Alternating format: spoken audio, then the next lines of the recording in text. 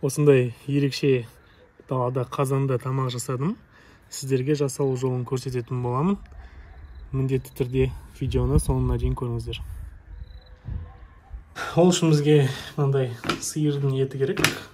Бұл бізде кішкене кепкен, свежий ет болған, негізі күнге кептірген.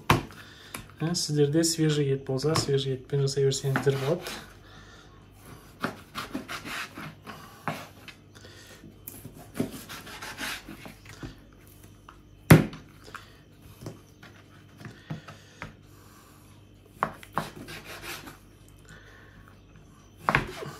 Осындай кусок қеп турап аламыз.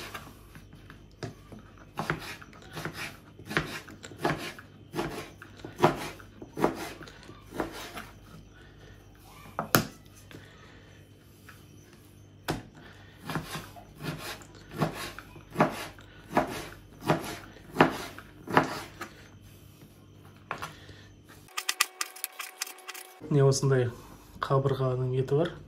Бұны мен қазір сақтап балтамен бөліп алып келем. Етімізді турап дайындап алдық. Сүйектерімізді де кесіп дайындап алдық. Енді жуамызды да турап аламыз. Жуамызды осылай жарты сақина түрінде тураймыз. Қалыңдау турай беріңіздер. Тамақ піскенше бұл да әбден пісіп, бұлжап дайын болады. Жуамызбен бірге сәбізімізді де турап аламыз.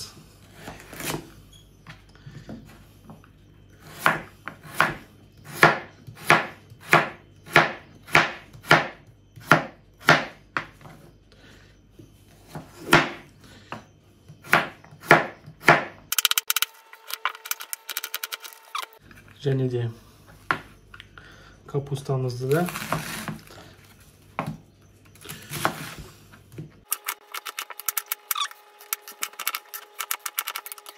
және дәл осылай тәтті бұрышымызды да турап аламыз.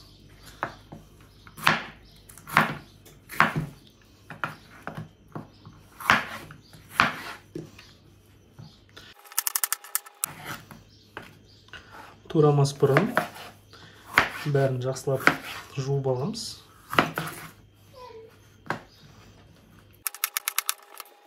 Және бізде ең бастысы картошкамызды турап аламыз.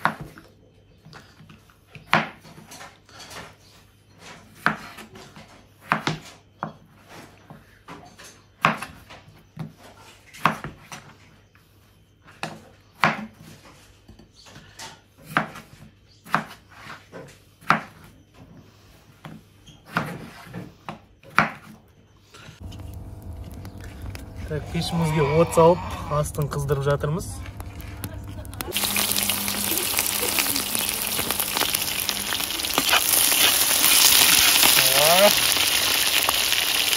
Жуамызбен сәбізімізді қуырып аламыз.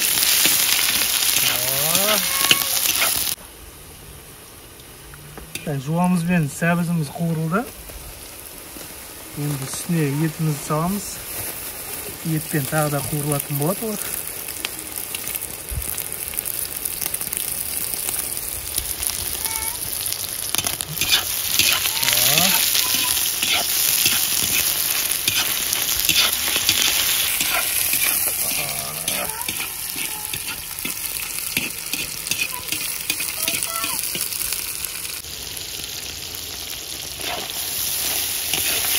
Бес минуттай қуырып алдық. Қазанымызда мынандай болды.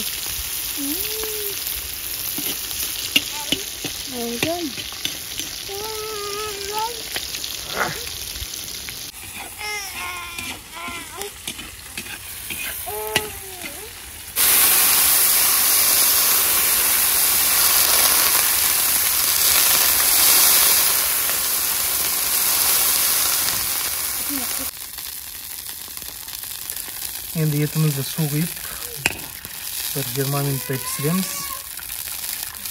Тұзымызды салдық. Енді кішкене етімізді бұқтырып пісіреміз.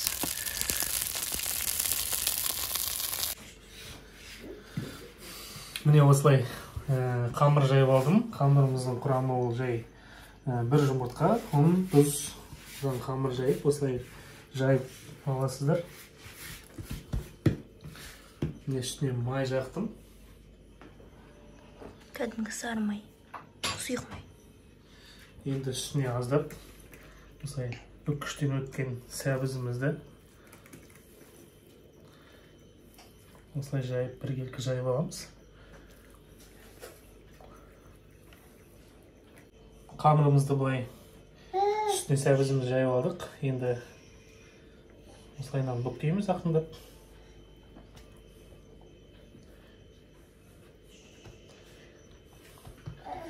Төрт рет бүктеп, бір рет кесіп аламыз.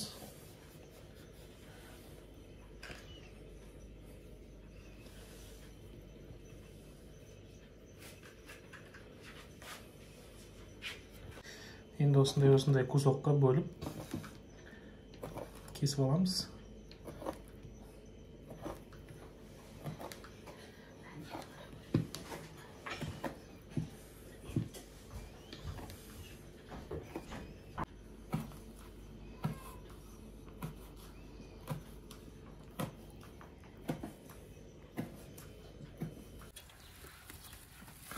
Етіміз ақырын қайнап жатыр. Не обязательно бұл далаға қара қазанға, просто біз қазанның дәмі басқаша болады, сондықтан жасап жатырық далада. Еще ағаш сақ қойдық пешке, свежий ағаш, иісі прям күшті шығып жатыр. Енді біз осы тамағымыздың бетіне тәтті бұрышпен капустамызды саламыз. Болмаса салмай қойға да болады. Жақсылап тағы да араластырамыз.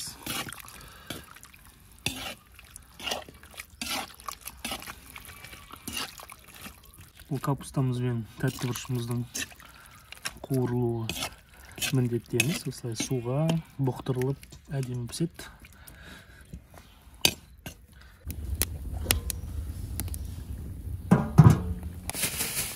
Так, етіміз қайнады, почти пісті. Енді картошкамызды саламыз.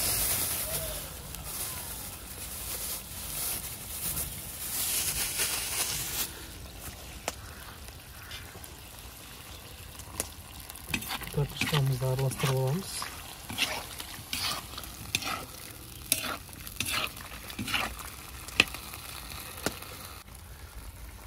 Тағы да кішкене тұз себеміз үстіне.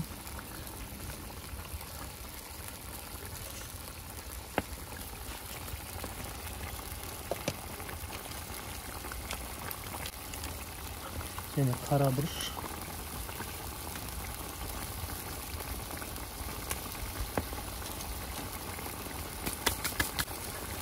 Және жақсылап тағы да бір араластырып жүреміз. Енді үстіне жаңағы тестамызды саламыз осылай.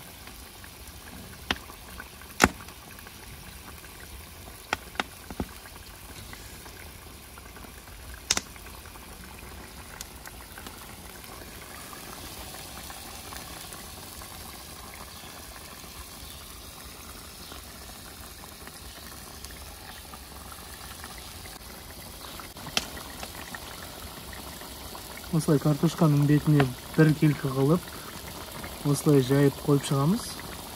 Бұл осы тамақтың буына пісу керек бұл теста. Суы қазір қайнай азаяды. Оған дейін тестамыз да пісіп дайын болып қалады.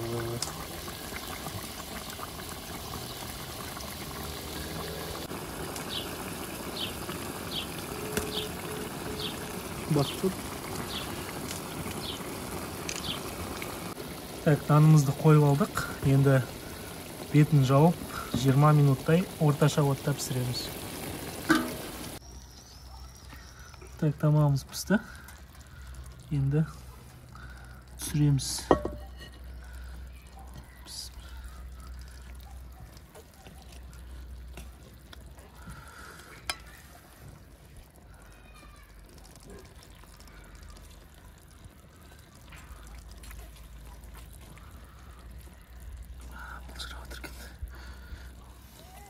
Әдемі?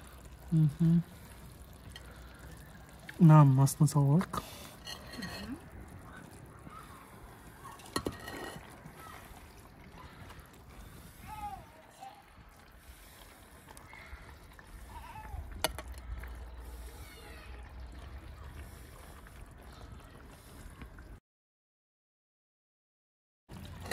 Етіміз бен картошкамызды бетіне саламыз.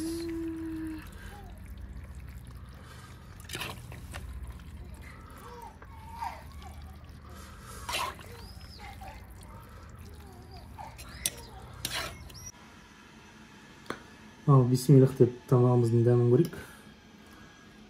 Түрі сочный, мощный. Маған нан ұнайды, осын нанның іші осындай піскен. Әне қатпарланып тұр, әне көрінесің ме?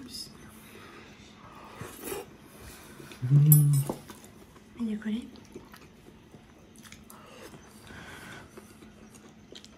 Еті жұмсақ.